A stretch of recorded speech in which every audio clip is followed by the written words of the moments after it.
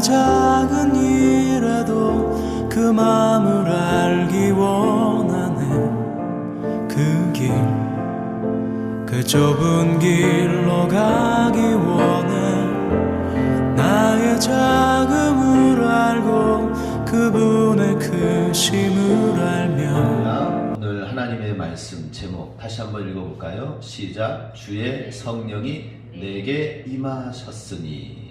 그 말씀은 오늘 본문 말씀이죠. 주의 성령님이 내게 임하셨다라는 이 말씀, 우리 성령님께서 우리 안에 늘 날마다 충만하게 예수님 가운데 계셨던 것처럼 우리에게도 들어오셔서 임하시고 충만하게 하길 원하십니다. 주님을 믿는 주의 자녀들에게는 성령이 충만하게 되어지기를 하나님은 원하셔서 날마다 선물로 성령을 받으라라고 말씀하셨던 것처럼 성령의 선물을 우리가 날마다 받는 거예요. 우리 주님 앞에 주의 마음문을 열고 기도하면은, 찬양하면은, 말씀을 보면은 어떻게 됩니까? 날마다 우리는 하늘의 선물을 받는 거예요. 할렐루야! 하늘의 선물을 받는 것입니다. 예수님께서도 이 땅에 육신으로 오셨을 때에 육신으로 오신 이유가 무엇인가? 그것은 우리에게 이러한 삶을 살라, 이렇게 살아야 된다, 이렇게 살 때에 승리할 수가 있다라는 것을 미리 보여주신 것입니다. 오늘 본문 말씀 14절 말씀을 또 같이 함께 읽습니다. 예수께서 성령의 능력으로 갈릴리에 돌아가시니 그 소문이 사방에 퍼졌고. 예수님께서 지금 또 14절에도 성령의 능력으로 갈릴리에 돌아가셨다라고 말씀합니다. 그리고 그 소문이 사방에 퍼졌다 합니다.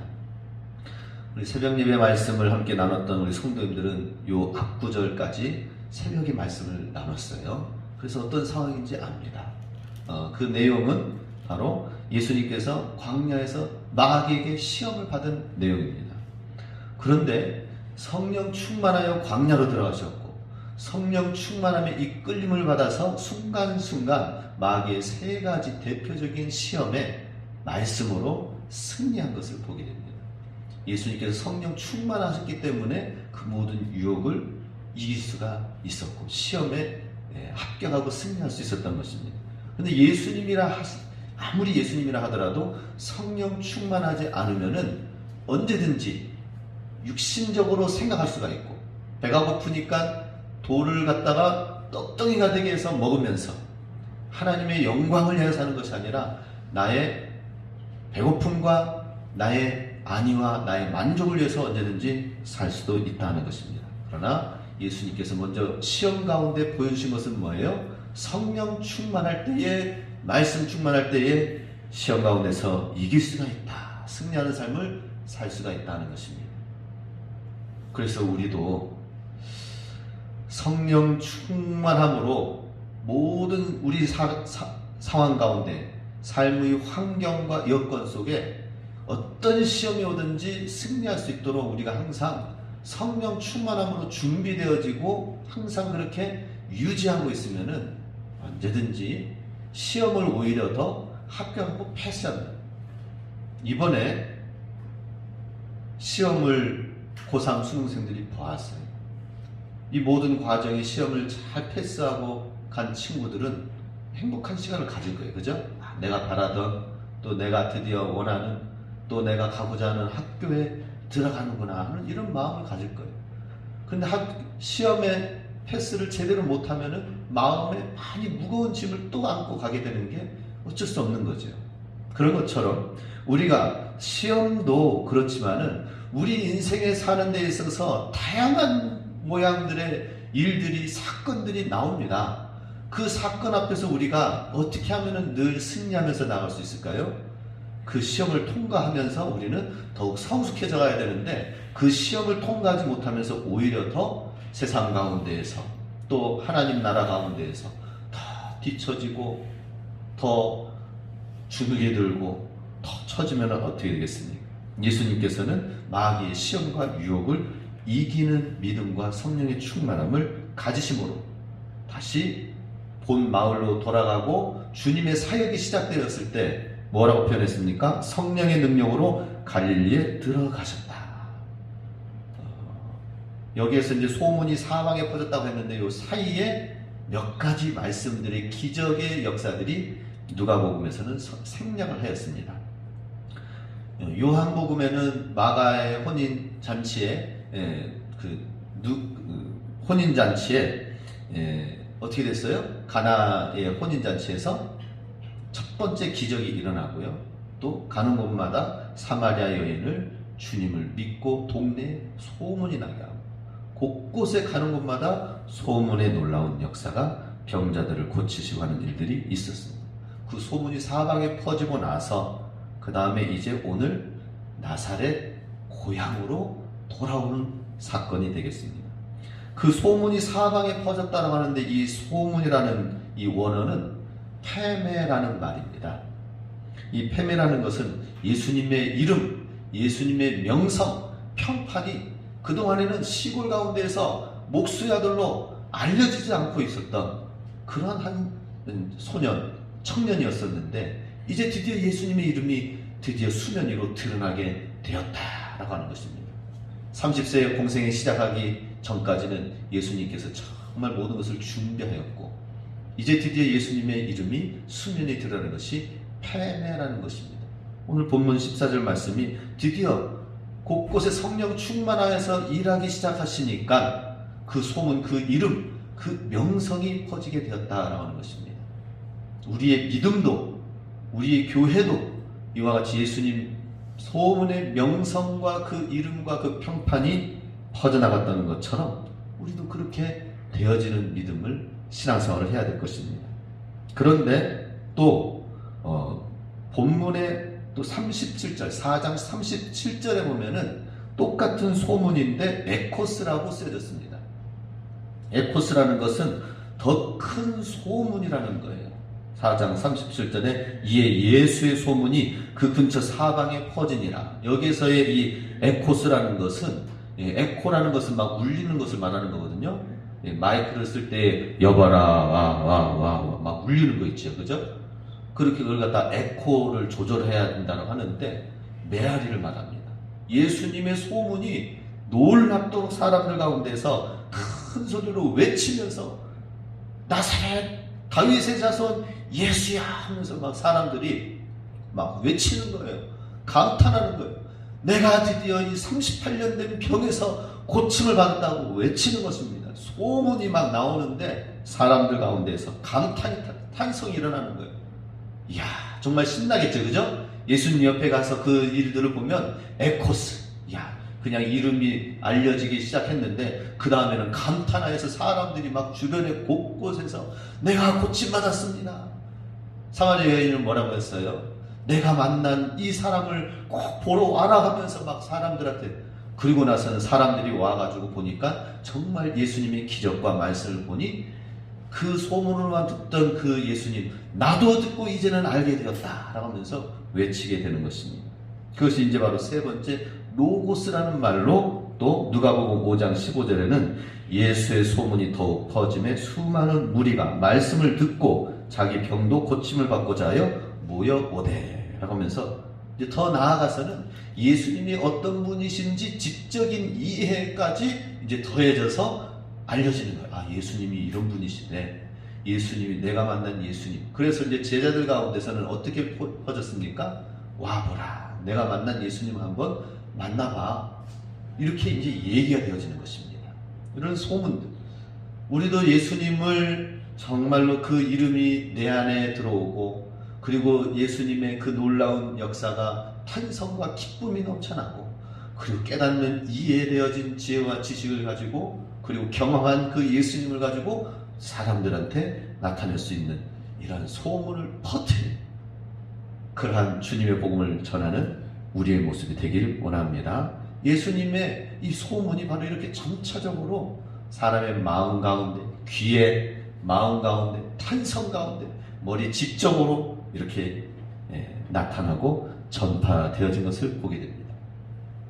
소문을 듣고 났을 때에 오늘 본문 15절 말씀 보면 친히 그 여러 회당에서 가르치심에 무사람에게 칭송을 받으시더라 라고 나와 있습니다. 이것을 이제 직역하면은 예수님께서 회당에서 가르치셨는데 그 상황이 어떠했느냐면은 무사람에게 칭송을 받으시면서 가르치셨다는 거예요. 무사람으로부터 영광을 받으시면서 가르치셨다라고 하는 것입니다. 가르치는데 사람들이 너무나도 놀랐고 그 말씀이 정말 새롭고 그 말씀이 이전에 알지 못하고 듣지 못하였던 그 말씀이다 보니까 사람들로 말미암아 영광을 받으시면서 가르치셨다라고 하는 것입니다. 예수님 초창기의 사역의 분위기가 그랬습니다. 야, 정말 새롭네? 야, 이런 분도 계시는구나. 정말 말씀에서 역사하시고 또 삶 가운데서도 치료하시고 그러한 것을 경험하게 된 것입니다. 우리도 하나님의 영광이 내 삶 가운데 내 삶 속에서 주의 말씀이 그렇게 영광 들려져서 주님의 말씀에 주의 영광 이곳에 가득해 주의 말씀이 높임을 받아야 되잖아요. 그죠? 내 삶 속에서 하나님의 말씀을 우리가 보면서 이 말씀을 우리가 보고 깨닫고 너무나도 감사하여서 주님께 영광 돌리는 말씀의 시간이 될 수 있길 원합니다. 주님께 영광 돌려야 돼요. 그리고 찬양해야 돼요. 주의 영광 이곳에 가득해. 주님 말씀으로 이미 충만해져야 돼요. 어떤 사건과 사고가 일어날 때 주여 아이고 도와주세요 이게 아니라 우리 항상 준비되어져야 돼요. 우리가 지금 코로나가 닥치면은 그때서야 뭐 하겠다고 하면 늦잖아요. 그죠? 그렇기 때문에 지금 방역하고 준비하고 경계하고 손 씻고 마스크 쓰고 무장하고 그러면서 다니는데 그래야 돼요. 우리 신앙생활도 그래야 됩니다. 신앙생활도 하나님의 말씀을 통해 이미 주의 영광 내 삶 속에 가득해 이러한 모습으로 하나님의 말씀으로 무장되어져 있지 않으면은 삼키자를 찾는 자가 달린다고 하지 않았습니까? 그래서 주님의 영광 정말 우리 삶 속에 우리가 모일 때 이곳에 내 개인이 한 사람 한 사람이 주님의 영광을 돌리고 찬양하다가 우리가 모여서 찬양할 때 다 같이 모여서 찬양하면은 그때 이야 코로나 보니까 방역 뉴스 보니까 이거 교회에서 나와서 이렇게 확진되어지는 게 교회에서 마스크 써도 통성기도 하고 찬양 크게 해가지고 그 걸리는 거 아니냐 하면서 막 그렇게 막 기사를 쓰더라고요. 그러니 교회에 모이더라도 찍소리 하지 말고 듣고만 하고 가라는 식으로 하더라고요. 그런데 아무리 우리가 방역 준수를 하려고 한다 하더라도 정말 내 안에서 예배를 드릴 때에 나 혼자 한 사람이 주님을 찬양하고 영광 돌리고 자유롭게 하다가 주의 자녀들이 주의 백성들이 함께 모여서 예배 드릴 때에 얼마나 영광스러운 함께 예배 드리는 이것이 주체하지 못할 정도가 사실은 돼야지요. 그죠? 그래야 됩니다. 예. 그 정도로 돼야 돼요. 그래서 우리의 모일 때마다 주님의 임재와 영광이 가득하기를 또 우리는 기도해야 될 것입니다. 자, 그렇다면 예수님께서 성령 충만하셔서 이러한 모습을 했는데 예수님이 성령 충만하게 된 비결, 방법은 무엇일까 하는 것입니다. 16절 말씀 같이 읽습니다. 예수께서 그 자라나신 곳 나사렛에 이르사 안식일에 늘 하시던 대로 자기 규례대로 회당에 들어가사 성경을 읽으려고 서심해. 예수님께서 성령 충만한 비결은 무엇인가? 그것은 안식일에 늘 하시던 대로 평소에 하시던 대로 하셨다 하는 것입니다. 늘 이 회당에 가서 이 회당이라는 것은 어떻습니까?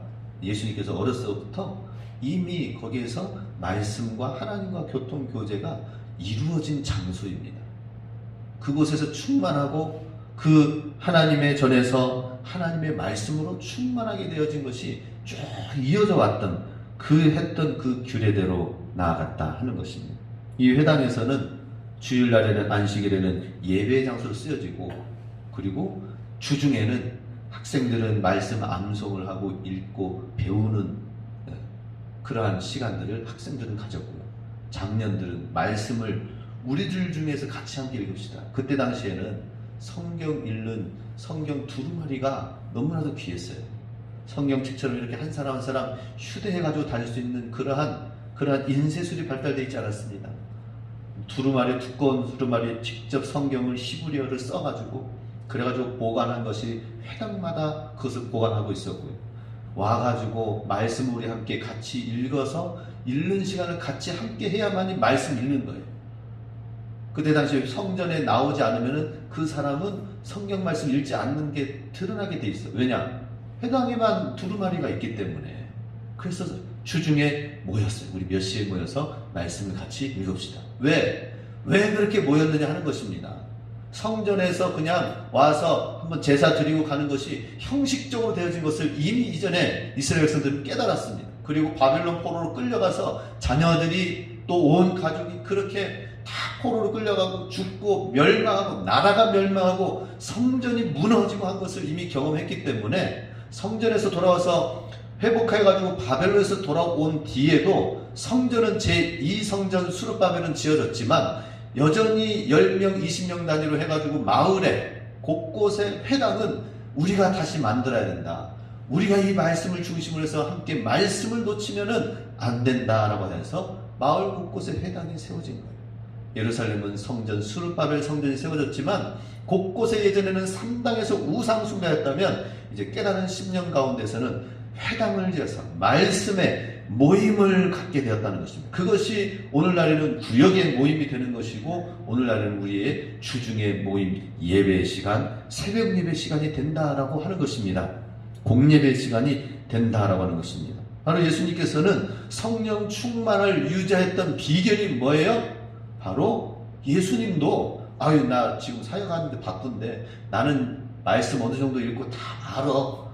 그래서 그냥 회당을 멀리하고 독자적인 것이 아니라 예수님도 하시던 대로 규례대로 같이 성전에 나아가서 같이 함께 예배를 드린 거예요. 동일하게 그 예배를 드리면서 오늘은 그 총 7명이 성경 읽는 것을 합니다.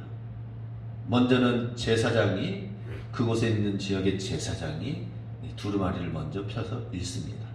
그리고 난 다음에 보조에 해당되는 레위 지파의 사람이 다음 두 번째를 기본적으로 두 사람이 회당을 섬기면서 읽습니다.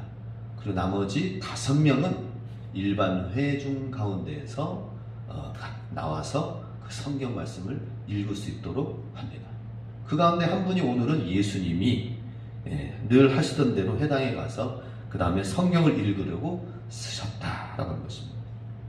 그래서 나와서 읽어서 서셨는데 그 내용이 무엇입니까? 17절 말씀에 보면은 선지자 이사야의 글을 드리거늘 책을 펴서 이렇게 기록된 데를 찾으시니 해서 오늘 이제 주의 성령이 내게 임하셔서 이사야 61장의 말씀을 예수님께서 읽은 것입니다.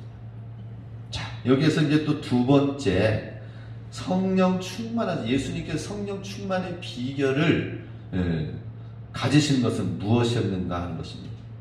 그것은 성경을 펴서 보았더니 그 기록된 데를 조금 찾았어요. 찾아서 보니까 바로 예수님께서 이제 예수님의 자기 사명 선언을 하는 거예요. 주의 성령이 내게 임하셔서 가난한 자에게 복음이 전파되어지고 억눌린 자에게 지금 18절 말씀 우리 같이 함께 읽겠습니다. 시작. 주의 성령이 내게 임하셨으니 이는 가난한 자에게 복음을 전하게 하시려고 내게 기름을 부으시고 나를 보내사 포로된 자에게 자유를 눈먼 자에게 다시 보게 함을 전파하며 눌린 자를 자유롭게 하고. 예수님께서 이 이사야 61장 1절 2절 말씀이거든요. 이게요. 물론 조금씩 첨삭되어지고 들어간 부분이 있는데 이 말씀을 예수님께서 읽게 된 거예요. 근데 평상시에 예수님께서 오늘은 내가 이 말씀을 읽어야 되겠다. 이것을 사람들한테 알려서 이 말씀을 전해야 되겠다라고 생각을 했는데 사실은 공교롭게도 그 성경을 읽고 준비한 제사장과 레위인이 이사야의 글 두루마리를 펼치고 있었던 것입니다. 예수님의 계획과 딱 떨어지는 거예요. 오늘 우리는 주여 말씀 주시옵소서 하고 주여 내가 이런 상황에서 어떻게 주님 내게 말씀 주세요 하고 촥 펴서 보니까 이 말씀 붙들어야 되겠구나. 마치 그렇게 된 것처럼 보이지만은 조금 다릅니다. 예수님께서는 늘 말씀을 읽고 말씀을 가까이 하면서 그러면서 그 말씀을 찾고 읽고 선포한 것이 그 시간에 딱 적용이 되어졌거든요. 그런데 우리는 말씀을 잘 안 보다가 갑자기 위태로운 상황, 위급한 상황이 되면 주여, 내가 지금 말씀이 무엇입니까? 이렇게 찾으면은 그게 룰렛처럼 혹은 복권처럼 말씀에 당첨되어지는 그 말씀이 나의 말씀인 것처럼 그런 식으로 신앙생활에서는 안 된다고 하는 것입니다. 말씀을 평상시에 계속 쌓아둬야 돼요. 말씀을 이해하고 말씀을 깨닫고 그러면서 그 말씀을 계속, 지금 우리가 성경 새벽 예배하면서 또 우리 수요 예배하면서 주일 예배하면서 하는 말씀이 뭡니까? 출애굽기 본문을 계속 추격하면서 보고 누가복음 본문을 보면서 계속 추적하면서 보고 이 말씀이 쌓여지도록 해서, 그래서 정말 우리가 말씀을 붙들 때에는 그 깨달은 말씀들이 기억이 되어지고 그래가지고 나의 말씀이 되어진다 하는 것입니다. 그런데 어느 날 갑자기 말씀을 우리가 뽑기 하는 식으로 이 말씀이 지금 나에게 지금 필요한 말씀이구나 하고 그렇게 뽑기식으로 하는 신앙생활에 대해서는 안 된다는 것입니다. 예수님께서 성령 충만의 비결을 가지신 것은 뭐예요? 늘 말씀의 이 흐름을 붙들고 있었다라고 하는 것입니다. 그래서 우리 주님 안에서 주의 말씀을 정말 우연찮게 하나님 말씀, 내게 들리는 말씀이 아니라 계속 하나님 말씀이 내 안에 채워지고 쌓여져야 된다는 것입니다. 이것이 성령 충만의 비결인 줄 믿으시기 바랍니다. 내 안에 하나님 말씀을 늘 주야로 묵상하고, 오늘 교동문 시편 1편 말씀을 함께 했던 것처럼 복 있는 사람은 누구인가? 하나님이 기뻐하시는 자리에 앉고 서면서 주야로 주의 말씀을 묵상하는 자가 하는 일마다 잘되고 형통하며 시들지 아니하고 계속해서 영원한 시절을 맺게, 열매를 맺게 될 것이다 라고 말씀하십니다. 성령 충만하셨던 예수 그리스도 주님이 우리에게 보여주십니다. 그것은 바로 하나님의 말씀이 계속해서 쌓여지고 누적되어지고, 저도 그래요. 말씀을 전하는 시간만 제가 있습니까? 전하기 위하여서 계속 틈틈이 말씀을 묵상을 합니다. 그 묵상한 걸 가지고 새벽에 말씀을 전해요. 그리고 나서 또 끝나면 또 말씀을 붙듭니다. 그리고 하루 종일 계속해서 주일 말씀을 계속 일주일 단위로 하나 붙잡고 있고, 또 다음 날 내일 말씀은 무엇인지를 또 계속 하루 종일 생각하고 묵상하고 읽고 그러면서 다니게 섭니다. 그럼에도 불구하고 하나님 말씀을 순간 놓치고 내려놓고 내 생각, 내 뜻대로, 내 능력대로 살면은 정말 믿음으로 살지 못하는 경우들이 많이 있어요. 저도요. 그런데 하물며 우리 모든 성도님들은 어떻게, 특별히 사회생활을 하고 치열한 영적 전쟁이 있는 이 지역 가운데에서 하나님의 말씀이 내 안에서 충만하게 말씀을 따라 나아가지 않는다면은 얼마든지 사단이 와서 여러 가지 유혹과 시험과 시험거리를 가져다 주는데 어떤 장사가 극복하고 이겨내겠습니까? 아무도 없습니다. 그렇기 때문에 우리 준비되어야 되죠. 그죠? 우리 찬양, 오늘 특송 찬양처럼 정말 그날에 우리가 기름이 준비되어지고 가득 채워질 때 사람들한테 전할 수가 있고, 또 주님 오실 때 잔치에 참여할 수 있는 믿음을 갖게 될 것이다 라고 하였어요. 기름이 가득 채워질 수 있기 원합니다. 주의 성령이 내게 임하셔야 된다 하는 것입니다.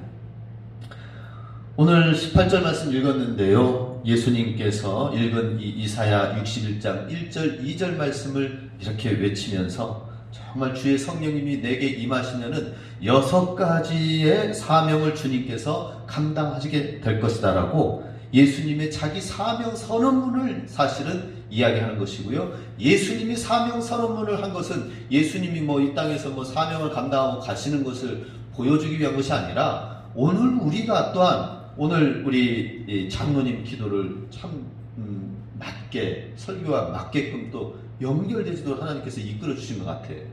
우리가 하나님 앞에 나와서 예배 드리는 것만이 아니라 정말 우리가 성령 충만하여서 하나님의 일을 감당할 수 있게 하여 주시옵소서, 그 방향으로 우리 장로님 기도해 주셨거든요. 이야, 너무나도 참 감사해요.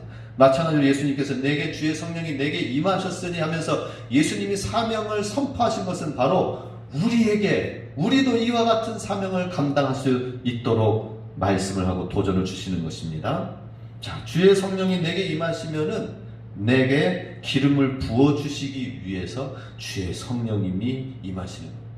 주의 성령님이 내게 임하시면 주의 성령의 기름이 내 위에 부어지는 것입니다. 날마다 기름 부으심이 있기를 원합니다. 날마다 내 스스로 나 혼자의 힘 지식이 아니라 성령의 기름 부으심 통하여서, 그래서 주님이 주시는 지혜, 주님이 주시는 사랑, 주님이 주시는 말씀, 이걸 가지고 우리가 성령의 기름을 오늘도 부어 주시옵소서. 날마다 기도하시고 선포하시기 바랍니다. 예, 내가 나 스스로에게 안수하세요. 괜찮아요. 주여 기름 부어 주시옵소서. 성령의 기름을 부어 주시옵소서. 또 두 번째는 나를 보내사 가난한 자에게 복음을 전하게 하는, 복음 전하는 것. 그리고 포로된 자에게 자유를 전파하는 것. 눈먼 자에게 다시 보게 함을 전파하기 위함이며, 눌린 자를 자유케 하기 위함이고, 은혜의 해를 전파하기 위함이다 라고 말씀하시는 것입니다. 자, 성령님이 임하시면 이걸 조금 요약을 해서 말씀을 오늘 잠깐 하고 마치도록 하고자 합니다. 자, 성령님이 임하시면은 누구에게 복음을 전파하게 되는가 하는 것입니다. 가난한 자에게 복음을 전하게 하시려고 한다는 것이죠. 성령님이 임하시면은 가난한 자에게 복음을 전하게 하신다. 이건 뭐예요? 주님께서 우리에게 주의 마음, 아비의 심령을 주셔서 가난한 자를 보게 하십니다.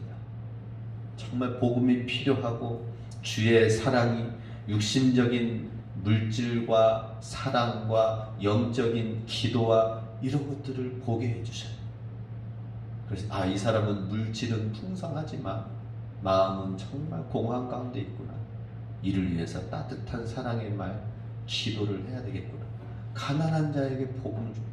성령님이 우리에게 충만하게 임할 때 가난한 자가 보여요. 그 가난한 자는 먼저 심령이 가난한 자를 말합니다. 또 육신의 가난한 자를 말합니다. 우리는 두 가지를 다 잘해야 돼요. 정말 가난한 자에게, 뭔가 필요한 자에게 우리가 나눠줄 수 있고, 조금이라도 그 사랑을 전해줄 수 있는 마음을 갖는 것. 이게 성령의 충만한 상태. 성령 충만하지 않으면 어떻게 됩니까? 아이고, 내가 나 살기도 바쁜데, 나 먹기도 바쁜데, 그러면서 삭막해질 수밖에 없죠. 성령 충만하면 어떻게 됩니까? 사랑으로 좀 더 관심을 갖고 찾아가고 만나고 그렇게 되시기 바랍니다. 사랑을 가지고 찾아가서 만나서 따뜻한 말이라도 한마디 더 하시기 바랍니다. 내가 왜 그랬을까? 내가 평소에 왜 이 사람에게 따뜻하게 대하지 못했을까? 주님 앞에 가서 그때 후회하지 말고 지금 성령 충만해서 주의 사랑으로 말을 할 수 있어야 돼요.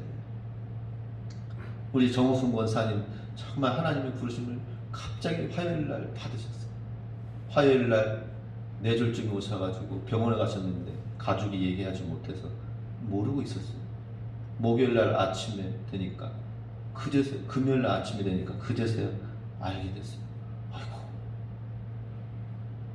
그래서 하나님 부르심 받게 되면서 제 생각에, 우리 정우승 권사님 늘 차 타고 집에 내리시면 모두들 안녕 그러면서 하시는데, 이제 때로는 제가 부축해가지고 내려드리면서 대문 앞까지 딱 내려드리고 오는데, 제가 마을 반장 일을 하거든요. 그래서 이제 뭐 전달하거나 적십자 혹은 뭐 전달하는 거 있으면 가서 하는데, 또 뭐 다른 집도 이제 또 들려야 되니까, 권사님 안녕하세요. 근데 또 들어오라고 하셔. 어떤 때는 들어가서 얘기하다 보면은 또 다른 집 가려고 해야 되는데 어두워져서 못할 때가 있어서 또 그냥 지나칠 때가 있고 그랬어요.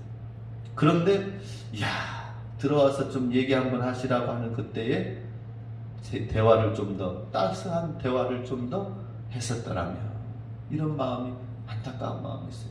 근데 우리 모두가 다 주의 성령이 내게 임하시면 가난한 자에게 복음을 전하는데, 그 복음은 뭐예요? 사실 예수님의 아버지의 사랑을 가지고 나아가는 거 아니겠습니까? 우리가 주의 사랑에 따스한 마음으로 문안하실 수 있길 바랍니다. 성도들 간에 따스한 마음의 대화를 나누실 수 있길 바랍니다. 우리 소외된 사람에게, 또 가난한 자에게, 또 물질은 있지만 정말 하나님이 없어서 하나님을 알지 못해서 근심, 걱정, 염려 가운데 있는 사람에게 우리는 이 주의 복음을 전해야 될 것입니다. 자, 무엇을 전파합니까? 무엇을? 다음 넘겨볼까요? 나와 있는. 예. 무엇을 전파하는가? 세 가지다 하는 것입니다. 포로된 자에게 해방을 전파하게 된다 하는 것입니다. 많은 사람들이 삶 속에 자유함을 갖지 못하고 살고 있어요. 술 중독, 골프 중독, 노름 중독, 아이들은 게임 중독, 주부들은 쇼핑 중독, 뭔가 어딘가에 매여 있어요. 그게 행복하고 그게 즐거운 것 같아서 따라가지만은 삶이 자유롭지 못해요. 아유, 그거 하다 보니까 이걸 못했네. 날마다 그런. 우리 유천 저 안쪽에 가면은, 마을회관에 가보면은 그건 1년 365일 하시는지 맨날 노름을 하시는 분들이 계시더라고요. 화투를 하시는 분들이 계셔요.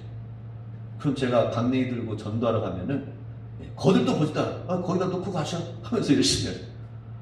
그러면 그 틈에 예수님 믿으세요 교회 얘기할 분위기가 아닙니다. 그나마 좀 장단 맞춰서 아이고 우리 그림 맞추셨으니 그래도 치매는 좀 덜 걸리시겠네요. 그러면서 이제 또 얘기를 하면서 좀 격려하면은 조금 웃으시면서 이제 응수를 하십니다.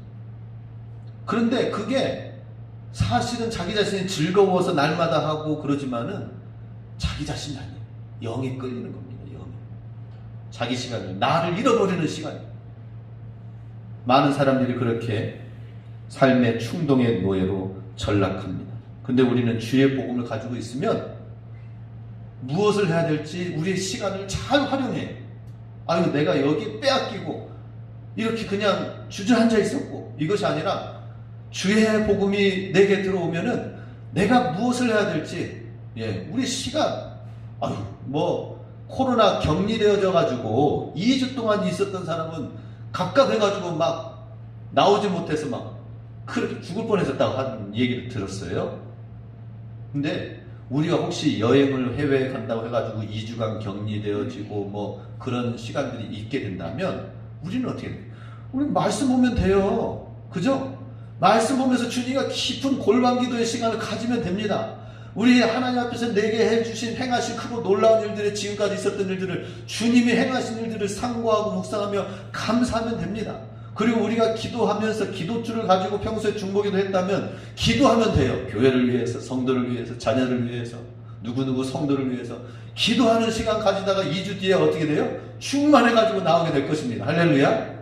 우리는 어떤 상황에서든지 그렇게 돼요. 그런데 많은 사람들은 포로된 자는 아무리 자유한 시간을 준다 하더라도 그 시간들이 계속해서 빼앗기는 시간들이라는 것입니다. 오늘 우리가 지금 이 시대에 살면서 눌리고 빼앗기고 내가 원하는 시간을 하지 못하는 시간들에서 정말 내가 행복한 시간, 원하는 시간을 가져야 되는 것이죠. 주의 성령이 내게 임하시면은 눌렸던 것이 풀어지면서 어떻게 됩니까? 우리 지혜와 지식이 창조적이고 더 창이고 지혜롭게 되어진다 하는 것입니다. 그렇게 되어질 수 있기 바랍니다. 빌리 그레함 목사님이 복음을 엄청 너무나도 잘 전하셨어요. 그 전하신 비결이 있었습니다.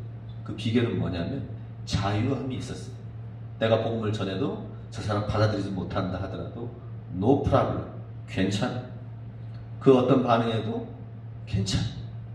내가 또 다음에 또 복음을 전하고, 내가 또 이 사람에게 이 말씀을 했는데 안 받아들이면 또 다른 걸 준비해가지고 또 전하고.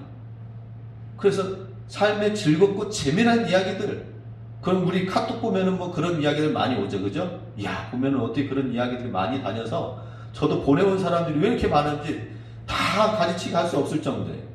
그런데도 또 유명하신 또 목사님이 또 이 좋은 말씀이라고 해가지고 보내오셔요. 그러면 또 그거 날마다 오는 거 나 계속 다 볼 수는 없고 중간중간에 보면서 이야, 이런 좋은 말씀. 그런데 이런 좋은 말씀들이 그걸 가지고 듣고 그냥 내에서 끝나는 것이 아니라 사실은 뭡니까? 사람들한테 찾아갈 수 있는 도구들이 되는 거죠. 그죠? 이 말씀 가지고 자녀들한테 얘기하고, 저 말씀을 가지고 이웃에게 얘기하고 빌리 그레이엄 목사님은 그런 일에 자유했어요. 모든 반응에 자유했기 때문에 결국에는 지혜를 가지고 이 사람에게는 이렇게 얘기하고 저 사람에게는 저런 말씀을 가지고 나아가서 전도자가 됐습니다. 우리 모두가 다 이런 자유케 되어진 은혜와 성령 충만한 가운데 하나님의 복음을 가난한 자에게, 눌린 자에게 증가할 수 있기를 원합니다. 두 번째로 눈먼 자에게 시력의 회복, 다시 보게 하는 은혜를 전파하였다는 것입니다. 예수님께서 실제로 눈을 치유하셨죠, 그죠? 예수님께서 어떻게 하셨습니까? 정말 그 시력이 보이지 않는 바디메오가 시력이 안 좋았죠? 그죠? 예? 예, 바디메오. 이 바디메오도 시력이 안 좋았어요. 그리고서 눈이 띄어졌어요. 그런데 예수님을 시기했던 사람들이 와가지고는 너 어떻게 해서 이렇게 된 거냐? 예수님과 짠 거 아니냐? 아니요, 나는 나면서부터 이렇게 된 거예요. 예수님께서 친히 다 그 눈을 만져주시고, 그리고 베데스다 연못에 가서 씻으라고 하고, 또 실로암 가서 씻어서 그 눈에 치료를 해서 다시 보게 해주신 것을 보게 됩니다. 오늘날에는 많은 사람들이 시력이 나빠지신 분들도 있지만은 또 멀리 내다보지 못하는 분들이 많이 계십니다. 지금 가까이 삶의 문제 가운데에서 숲을 봐야 되는데 나무 한 그루 들고 그것에 매달려 있어요. 아니 전체 지금 해야 될 일들이 너무나도 많아요. 우리가 감당하고 해야 될 일들이 너무 많은데 이 문제 하나 때문에 넘어가지 못해요. 영적으로 눈이 어둡기 때문에 그런 것입니다. 눈이 가려지면은 이 문제밖에 보이지 않는 거예요. 가족과 사람들과 살면서 사람의 단점만 보여지기 때문에 행복한 것을 누리지 못하는 거예요.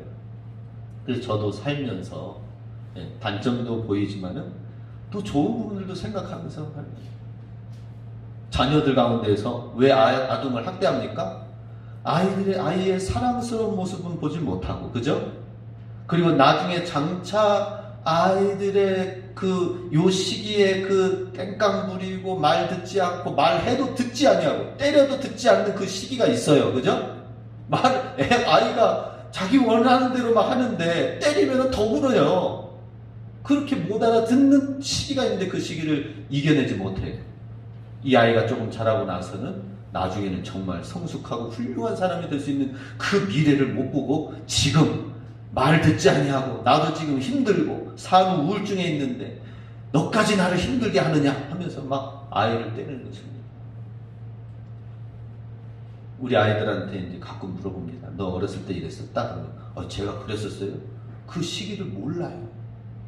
모르고 지나치는 성장 과정에 있는 것입니다. 우리의 눈이 열려지면 얼마나 좋겠습니까? 주의 성령님이 임하시는 우리의 눈이 열려져요. 주님께서 일하시는, 하나님께서 계획하시는 이걸 보고 우리가 참고 내가 주님 앞에서 어떻게 씨앗을 뿌리면서 나아갈 것인가, 소망의 사람이 되는 것입니다. 보이지 않던 사람이 보게 되면 어떻게 됩니까? 모든 것이 감탄과 찬양과 이런 것이구나. 사람을 만날 때마다 감탄이 일어나겠죠. 그죠? 우리도 이런 기쁨으로 정말 안약이 되신, 치료자가 되시는, 또 코로나 백신을 그렇게도 찾고 기다리고 있는데 우리에게는 바로 예수님이십니다. 마지막 끝으로 주의 은혜의 해를 선포하는 것이 예수님의 사명이며, 우리가 성령 기름 충만할 때에 우리도 또한 은혜의 해를 전파하게 한다라고 하는 것입니다. 하나님의 은혜, 이것은 50년 동안 있다가 희년의 시간이 되면은 그때 풀려지는 그 땅을 이제 다시 원상 복귀하는 거예요. 하나님께서 레위기에서 말씀하신 만드는 법이죠. 이스라엘 백성의 모든 땅의 주인은 하나님이다. 하나님이 각 사람에게, 각 지파에게, 12지파에게 나눠지고 그것을 지켜야 된다. 50년 동안 힘들어서 그 사이에 땅을 팔고 또 종이 되고 또 종속이 되어졌던 모든 것, 50년이 되면 희년이 되어서 모든 것이 다 원상이 되어 각자의 주인에게 다시 돌려져서 다시 시작하도록 하면 그 희년의 때에 얼마나 기쁘겠습니까? 그죠? 그 빚이 탕감되어지는 거. 1만 달란트 빚진 자가 탕감되었을 때의 그 기쁨이 얼마나 좋았습니까? 그런 것처럼 하나님의 복음은 성령님이 임하실 때 이 복음이 전파되어지면은 사람들의 억눌렸던 것, 매여있던 것이 풀어지는 기회가, 은혜가 있게 된다는 것입니다. 지금 전직 대통령들이 다 지금 붙잡혀가 있잖아요. 그죠? 그리고 형량을 받았는데 20년, 아니 지금 70, 80이신데 20년이면 어떻게 되는 거예요? 90, 100살, 100세까지 지금 계속 묶여 있으라는 거 아니에요? 제가 보기만 해도 듣기만 해도 끔찍해요. 너무나도 안타까워. 그만큼 책임 있는 자리이기도 하지만 참 안타까워. 그러니 대통령의 사면이 너무나도 사면이 있지 아니하고서는 어떻게 계속 20년 동안 있습니까? 그죠? 젊은 사람이야. 20세에서 40세 하는 것도 정말 억울한 20년이지만 40부터 다시 할 수가 있어요. 그런데 지금 60, 70, 80의 그 나이 연세에 20년의 형량은 지금 소망이 없는 것입니다. 그죠? 사면이 아니면 안 돼요. 마찬가지 우리 인생도 마찬가지예요. 하나님께서 풀어주지 않으면 안 되는 그런 묶여진 것들이 있다라고 하는 것입니다. 수많은 청산된 것들이 있습니다. 뿐만 아니라 우리나라는 지금 작년, 재작년에 우리 가계빚이 4,000조인가 그렇다고 하는데 지금은 더 많이 늘어났을 것 같아요. 각 집집마다 다 그냥 묶여져 있는 집들이 아닌 집이 어디 있겠습니까? 그거 다 청산하고 나가면 얼마나 좋을까요? 근데 있는 사람들은 계속 있고 없는 사람들은 천재. 우리는 하나님 앞에서 이런 모든 것들 가운데에서 그걸 가지고 하나님 앞에 더 엎드려야 됩니다. 북한 같은 경우 아오지 탄광에서 얼마나 고통 가운데 있습니까? 신음하고 있습니까? 우리 스스로 어떻게 해서든지 극복하면은 희망이 보입니다. 근데 북한 정권이 무너지지 않으면은 계속해서 이제는 아오지 탄광에서 고통 가운데 죽어가는 사람들을 보게 됩니다. 그러나 하나님의 은혜의 해를 선포하는 것이 우리에게 주어졌습니다. 하나님 안에서는 주님의 복음을 받아들이며 주 예수님이 우리 삶의 주인이 되시면 얼마든지 새롭게 되질 수 있습니다. 얼마든지 새로운 출발을 할 수 있습니다. 얼마든지 내 건강에 상관없이 얼마든지 내가 기쁨으로, 즐거움으로, 행복으로 이 은혜의 해를 우리가 선포하면 된다 하는 것이죠. 선포하시기 바랍니다. 주님이 하실 것이다. 주님이 이루실 것입니다. 주께서 역사하실 것입니다. 주께서 역전시켜 주실 것입니다. 우리는 이것을 선포하면 되는 것입니다. 우리는 은혜를 우리 그렇게 기도합시다. 풀릴지어다. 잘될지어다. 육적으로 영적으로 올 한 해는 모든 묶여진 것, 모든 빚들이, 모든 것들이 청산되어지고 해결될 줄로 믿습니다. 하나님의 복음을 성령 충만한 때에 주의 복음을 이렇게 선포할 수 있는 거예요. 성령 충만하시기 바랍니다. 주의 성령이 내게 임하셨으니 올 한 해도 주의 성령이 충만하여서 하나님 나라 복음대로 말씀대로 되어지는 교회와 성도가 되시길 주의 이름으로 축복합니다. 아멘. 기도합니다. 우리 시간 함께 기도하겠습니다. 하나님, 주의 복음대로 되게 하여 주시옵소서. 말씀대로 되게 하여 주시옵소서. 주 예수님이 우리에게 먼저 보여주셨던 것처럼 주의 성령의 인도함을 받고 성령 충만해야 하나님 주의 사명 감당할 수가 있습니다. 모든 문제를 이겨낼 수가 있습니다. 성령의 충만함을 허락하여 주시고 주의 사명 감당하게 해 주시옵소서. 함께 기도하겠습니다.